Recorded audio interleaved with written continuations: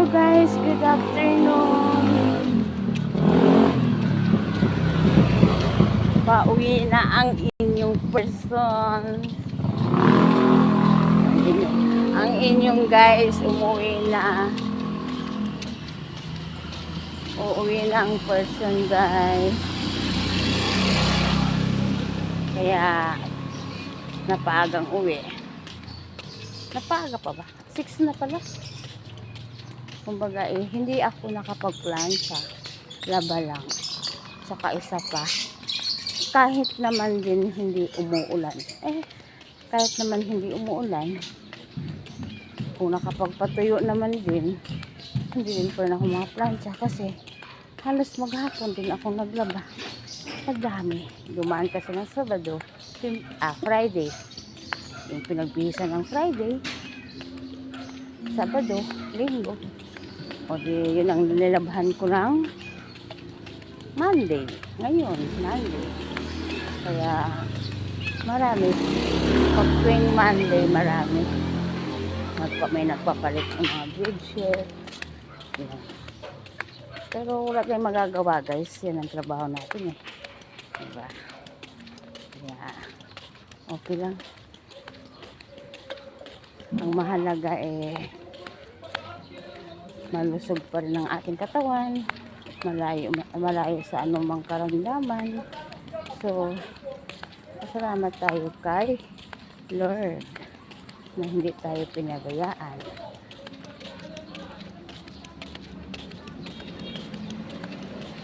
Hindi naman mawawala yung medyo masakit ang katawan, may mga ngalay-ngalay, masakit ang balakang.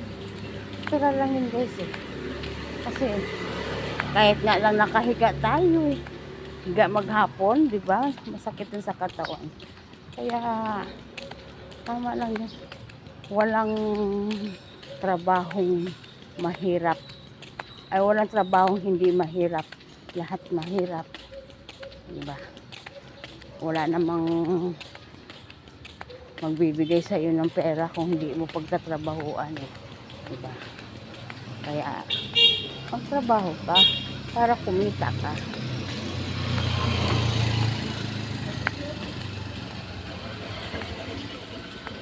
So guys, medyo malapit na ako.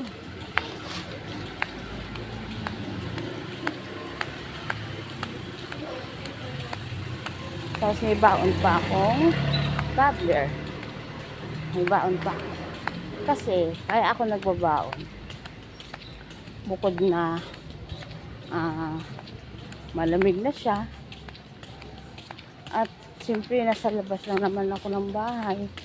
Para pag uminom ako, may sarado. Diba?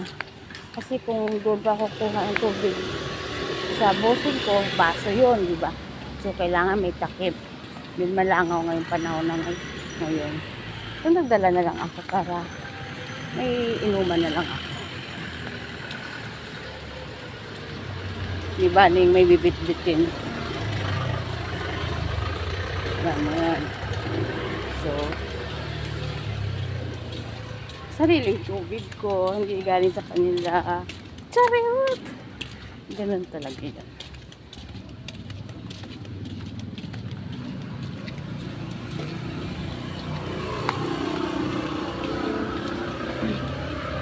Hello!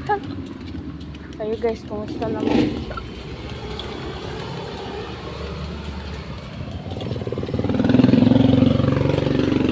Kumusta naman ang buhay-buhay tag-ulan? Buhay ng tag-ulan.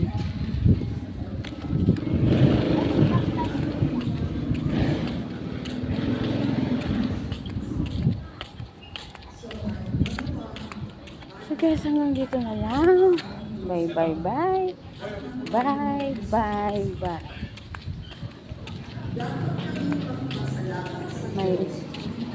May mas pala ngayon.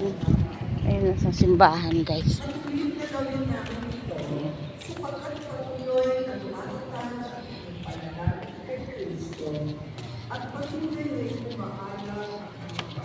Bye guys, andito na ako. Aakyat na ako ng hagdan.